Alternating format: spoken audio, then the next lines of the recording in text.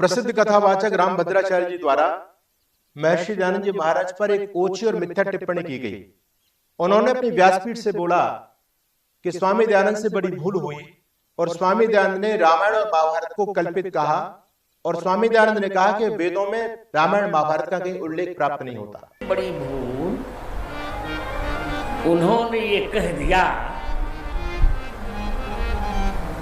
कि रामायण और महाभारत भागवत ये सब कल्पित है, वेदों में इनका कोई प्रमाण नहीं है, ये उन्होंने कहा। मानवा मैं आपसे पूछना चाहता हूं कि वेद प्राचीन है, रामायण काल प्राचीन है? पहली बात, रामायण काल तो अभी लाखों वर्षों का है, लेकिन वेद तो अपौरुषेय है।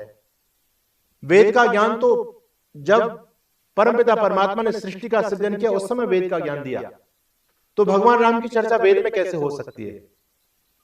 और आप केवल राम शब्द को देख करके वेद में इतिहास ढूंढने का प्रयास करेंगे, तब तो बहुत सारे ऐसे शब्द वेद में आ गए, उन परंपराओं को मानने वाले लोग भी अपने अपने महापुरुषों के बारे में वो धारणाएं रख करके काम कर सकते हैं। ईसावास्यमिदं सर्वम मंत्र को लेकर के ईसा मसीह को मानने वाले भी कहते हैं कि वेद में ईसा मसीह का वर्णन है। तक्षुर्देव हितम वेद का मंत्र है, उसमें अदीना श्याम शरदा सदम आगे संधि होकर के मदीना श्याम शरदा सदम बनता है, वो कहते हैं वेद में मक्का मदीना का वर्णन है। कबीर जी को मानने वाले लोग कबीर मनीषी परिभू स्वयंभू, तो जब संधि हो जाती है तो कहते हैं वेद में कबीर जी का वर्णन है।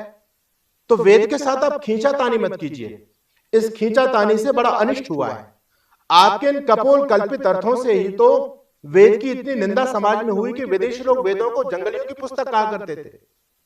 महर्षि दयानंद जी महाराज ने आकर के वेदों को गौरव प्रदान किया। दुनिया का सबसे साइंटिफिक लॉजिकल वेदभाष्य ऋषि दयानंद का माना जाता है। तो क्या मैं इस बात पर नहीं आना चाहता, वेद की बात नहीं करना चाहता, मैं तो ये कहना चाहता हूं कि आपने जो मिथ्या आरोप महर्षि दयानंद जी महाराज पर लगाया है कि स्वामी जी राम और कृष्ण को यानी रामायण और महाभारत को कल्पित मानते हैं, बिल्कुल मिथ्या आरोप। आपने कहां से पढ़ करके ऐसा बोला? आपको मैं चैलेंज देना चाहता हूं, आप सिद्ध करें। आप बड़े धर्मगुरु अपने आप को मानते हैं, आपके करोड़ों फॉलोवर हैं, यदि आप समाज को गलत मैसेज देंगे तो समाज में क्या उसका प्रभाव होगा? आपने तो आर्य समाज से लोगों को काटने का काम कर रहे हो आप तो। बल्कि आपको इस समय यह समझना चाहिए, संकट के दौर में, वैचारिक युद्ध में यदि हम सनातन धर्म की रक्षा कर सकते हैं तो हमारी विचारधारा दृढ़ होनी चाहिए, मजबूत होनी चाहिए, साइंटिफिक होनी चाहिए, और उस साइंटिफिक सनातन विचारधारा को समाज में रखने का काम महर्षि दयानंद जी महाराज ने किया। आर्य समाज अलग से कोई मतपंथ संप्रदाय का नाम नहीं है। आर्य समाज एक सुधारवादी आंदोलन का नाम है, जो सनातन धर्म में और हमारे महापुरुषों के बारे में, जो हमारे धर्म ग्रंथों में गलत बातें डाली गई थी, स्वामी दयानंद जी महाराज ने उन्हीं बातों का खंडन किया है। किसी सनातन वैदिक परंपरा का खंडन नहीं किया, बल्कि उन सभी का मंडन किया है। आप अपने आप को बहुत विद्वान मानते हैं, मैं आपका सम्मान करता हूं। अगर आपको अपनी योग्यता का आप दंभ भरते हैं तो हम आपसे डिबेट के लिए भी तैयार हैं, और आप दिखाएं कि आर्य समाज के प्रवर्तक महर्षि दयानंद जी महाराज ने रामायण महाभारत को कल्पित कहां माना है। तो मानभाव मेरा आपसे निवेदन है कि आप ये समाज को बरगलाने का काम बंद कीजिए। और मैं समझता हूं ये आपने जो बयान दिया है जानबूझ करके कुटिलता पूर्वक दिया है,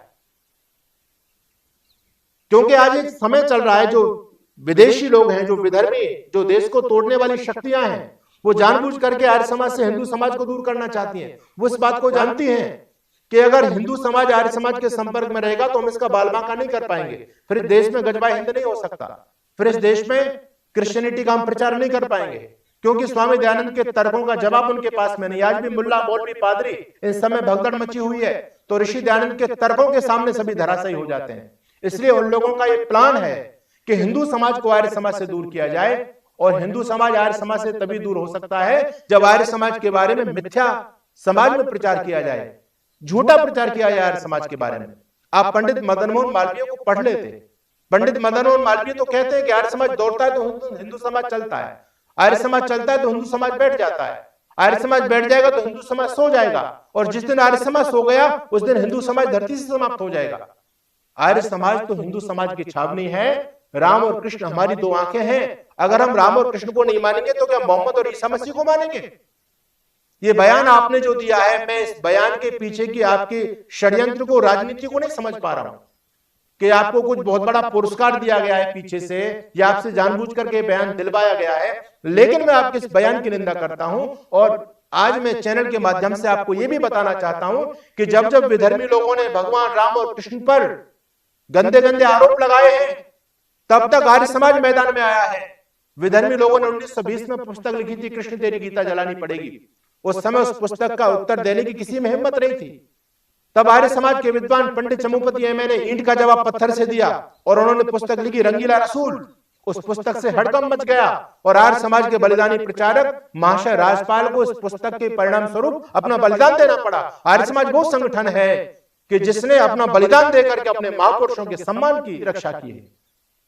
निजाम हैदराबाद ने जब मंदिरों पर ताले लगा दिए थे, हिंदू समाज को जब वहां सताया जा रहा था, उस समय आर्य समाज खड़ा हुआ और देश का सबसे बड़ा सत्याग्रह हैदराबाद के अंदर आर्य समाज के लोगों ने जाकर के किया और निजाम हैदराबाद को नाक रगड़नी पड़ी। मंदिरों में लगे घंटे घड़ियालों पर प्रतिबंध को उसको हटाना पड़ा। यह काम आर्य समाज ने किया है।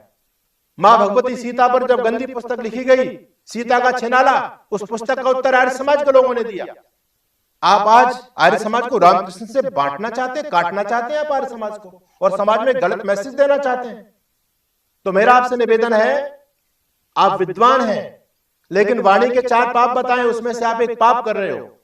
वाचा अनृत पर सूचना असंबद्धानी, किसी पर मिथ्या आरोप लगाना, किसी पर लांछन लगाना, यह महापाप है और आप पाप की तरफ बढ़ रहे हैं। धर्म गुरुओं का यह कर्तव्य नहीं है कि वो समाज को मिसगाइड करें। आप सत्य का उपदेश कीजिए, लोगों को धर्म से जोड़िए, वो काम कीजिए जो महर्षि दयानंद सरस्वती करके गए हैं। स्वामी दयानंद सरस्वती के बारे में आप जानते नहीं है कि वो कितने बड़े महापुरुष थे। इस देश की और सनातन की स्थिति को उन्होंने पलट करके रख दिया। स्वामी दयानंद से पहले विधर्मी हमारे धर्म ग्रंथों को लेकर के, हमारे महापुरुषों को लेकर के जब आक्षेप करते थे, तो आपके किसी भी धर्म गुरु में वो सामर्थ्य नहीं था जो उनका उत्तर दे पाते थे। रामधारी सिंह दिनकर ने लिखा है संस्कृति के 4 अध्याय में, स्वामी दयानंद से पहले हिंदू जाति फुसफुसिया थी, यानी विधर्मियों के सामने खड़ी नहीं हो पाती थी। आज ऋषि दयानंद के तर्कों के सामने मुल्ला, मौलवी, पादरी सब भाग जाते हैं। ये काम आर्य समाज का है। इस देश को आजाद कराने का काम ऋषि दयानंद ने किया। लाखों बलिदानी आर्य समाज ने देश को दिए। महर्षि दयानंद के सभी शिष्य थे। आप किसी भी क्रांतिकारी के जीवन इतिहास को उठा के देख सकते हैं, सभी महर्षि दयानंद से अनुप्राणित थे। अंधविश्वास, ढोंग, आडंबर, रूढ़ियां, वेद के नाम पर अनर्गल प्रचार, ये सबका खंडन ऋषि दयानंद जी महाराज ने किया इस सनातन परंपरा की रक्षा के लिए। तो मेरा आपसे निवेदन है कि आपको यदि विद्वान होने का दम्भ है, आप कहते हैं कि वेद के अंदर हर ऋचा से मैं राम कथा निकाल सकता हूं, तो निकाल करके दिखाइए ना। आपने जो ऋग्वेद का मंत्र प्रस्तुत किया, उसका महानुभाव जरा उसका परिचय भी तो दे दो। कौन से कांड के, कौन से अध्याय का कौन सा मंत्र है, या आपका अपना कपोल कल्पित मंत्र है वो? आप तो पाणिनि से भी आगे निकल गए। आपने तो पाणिनि जी को भी चैलेंज दे दिया कि अष्टाध्यायी के जो 14 प्रत्याहार सूत्र हैं उनमें राम कथा है। अरे निकाल के दिखाओ। अगर आप विद्वान हैं तो आप निकाल के दिखाओ।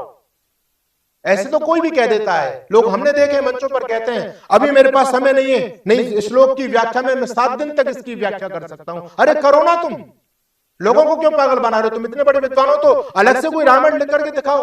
लिखो प्रत्याहार सूत्रों में कहां से रामायण आ गई। तो आप समाज को बरगलाने का काम मत कीजिए, मिसगाइड मत कीजिए। अब मैं जानता हूं कि आप पाखंड को बढ़ाने का काम कर रहे हैं। ऋषि दयानंद वो सुधारवादी आंदोलन के जनक हैं जिन्होंने सनातन परंपरा और देश की रक्षा की है। तो ये वैचारिक क्रांति का युग है। इस वैचारिक क्रांति में यदि हम सनातन धर्म की विजय पताका फहराना चाहते हैं दुनिया में, तो हमको ऋषि दयानंद के झंडे के नीचे जाना पड़ेगा। महानुभाव, आप उनमें कमियां ढूंढ रहे हैं। मैं अन्य भूलों की चर्चा नहीं करता, मैं तो एक भूल की चर्चा करता हूं। कौन सी भूल ऋषि दयानंद ने की? आप ऋषि दयानंद को समझ पाएंगे क्या? ऋषि दयानंद क्या है?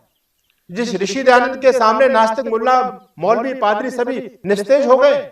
काशी नगरी को जिसने हिला के रख दिया, दुनिया में वेद धर्म का डंका जो बजाकर चले गए, आदि गुरु शंकराचार्य के बाद में जो शिथिलता सनातन धर्म में आई थी, उस शिथिलता को दूर करने का काम ऋषि दयानंद जी महाराज ने किया। आपने कितने विधर्मी लोगों को सनातन धर्म में दीक्षित कर दिया, आप मुझे बताइए। स्वामी दयानंद ने तो पहली शुद्धि की। इस देश की हर समस्या का समाधान ऋषि दयानंद लेकर के आए। तो उस महापुरुष पर कीचड़ उछालने का प्रयास मत कीजिए। आप वो कीचड़ उछाल रहे हो, वो गंदगी आपके ऊपर जा करके गिरेगी। हम आपका सम्मान करते हैं, बुजुर्ग हैं, आप अपनी मर्यादा में रहिए। और यदि आप अपनी योग्यता का दंभ भरते हैं तो फिर आप मैदान में आने के लिए भी हम तैयार हैं। आपसे बहुत बड़े बड़े विद्वान हमारे आर्य समाज के अंदर भी है और हमारे शंकराचार्यों के आसपास आप कहीं नहीं फटकते, लेकिन आपको अपनी योग्यता पर अहंकार है। यहां तो कहा गया कि जब वृक्षों पर फल लगते हैं तो वृक्ष झुकते हैं, आपके साथ उल्टा काम हो रहा है। तो इस अहंकार को कम कीजिए और जो गलत आप समाज में अफवाहें फैला रहे हैं, इन अफवाहों को बंद कीजिए।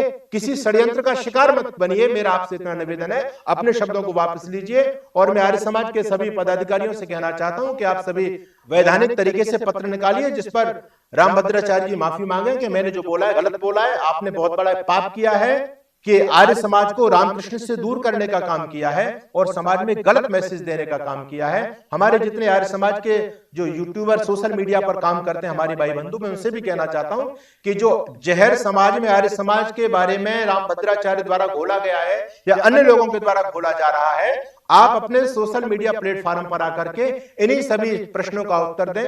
हालांकि एक बहुत बड़ा षड्यंत्र चल रहा है। आज गली गली में कुछ ऐसी छुटभैया जो हमको शास्त्रार्थ का चैलेंज देते फिर रहे हैं। अब हम इतना सामर्थ्य इनके साथ में कहां से लगाएं?